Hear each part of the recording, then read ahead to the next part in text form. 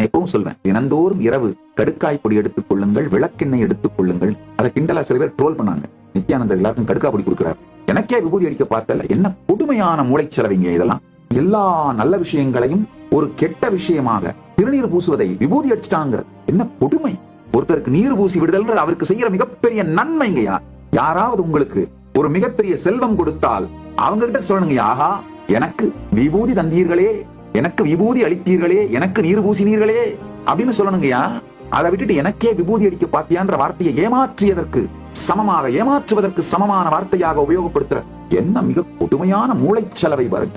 அது மாதிரியான மூளைச்சலவை தான் கடுக்கா கொடுத்துட்டான், விளக்கெண்ணெய் கொடுத்துட்டான். இந்த கடுக்காய் எடுத்துக்கோங்க, விளக்கெண்ணெய் எடுத்துக்கோங்க. ஏன் தெரியுமா சொல்றேன்? விளக்கெண்ணெய்க்கும் கடுக்காய்க்கும் உங்களுடைய பயோ மெமரிய, மசில் மெமரிய டைஜஸ்ட் பண்ற சக்தி உண்டு. நல்லா புரிஞ்சுக்கோங்க. நீங்கள் உண்ட பொருளை வெளியேற்ற லாக்ஸேட்டிவா மட்டும் கிடையாது, உங்கள் உணர்ச்சி கொந்தளிப்பை, சித்த கலக்கத்தை டைஜஸ்ட் பண்ற சக்தி கடுக்காய்க்கும் விளக்கெண்ணெய்க்கும் உண்டு.